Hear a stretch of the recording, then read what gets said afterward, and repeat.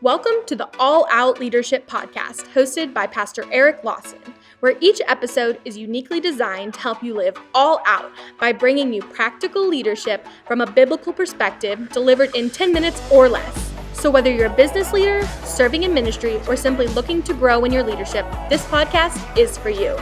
Before we dive into this week's topic, make sure to subscribe to the podcast and download the show notes at ericlawson.com/podcast. And while you're at it, feel free to share the content on social media. Now, let's join Pastor Eric for this week's conversation. Welcome to another edition of the All Out Leadership Podcast. We're in 1 Chronicles chapter 29, the last chapter here on the life of David, and we see David's last to-do. And so if this is the big last thing on David's to-do list, kind of his last bucket list item, I think we could learn a lot from it. I want to highlight what it was not. It wasn't a world vacation. Nothing wrong with that. It wasn't, I'm going to go take 6 months off and go sit on a beach. Again, nothing wrong with that. But I think this highlights why David truly is a man after God's own heart and why he was the standard by which God measured every other king in Israel.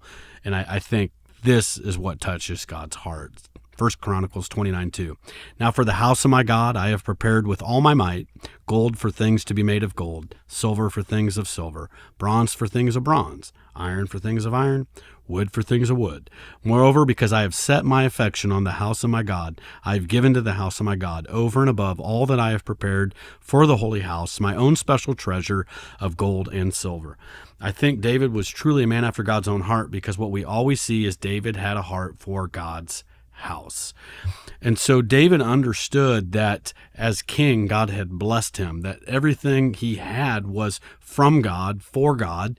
And we even see this is really the last recorded psalm of praise we see in the life of David.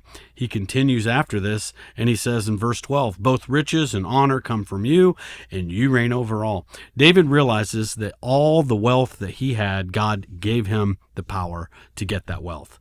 So as you're building your empires of leadership, influence, product, business, market share, just remember, God gave you the power to build that empire, to build your business, not just to be a blessing to you, but that you might be a blessing to God's house.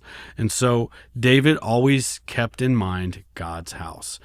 So as you're building your company, as you're succeeding, be like David and just go, hey, I'm going to be helping build God's house. I'm going to be generous towards God's house. I'm going to give financially and generously to God's house. Now, this may sound a little self-serving coming from a pastor, but I think it's worth saying because it's kind of what we really see in the life of David, and that is he realized he couldn't take it with him, so he's going to send it ahead of him.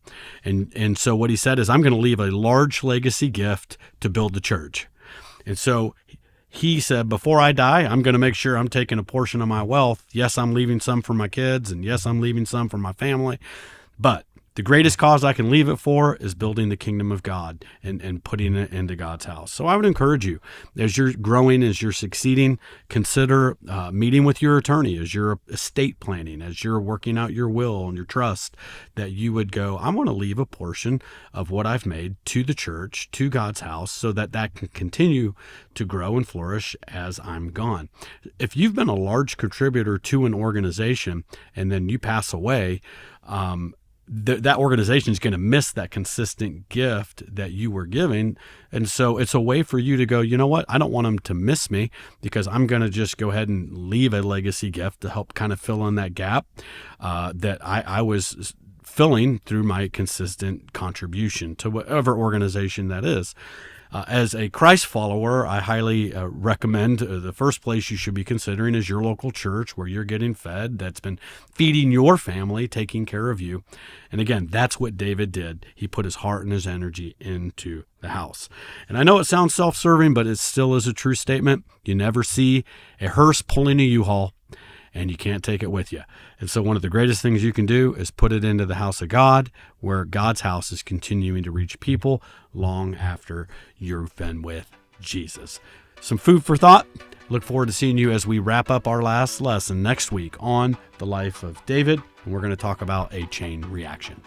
Thank you for joining us on the All Out Leadership Podcast.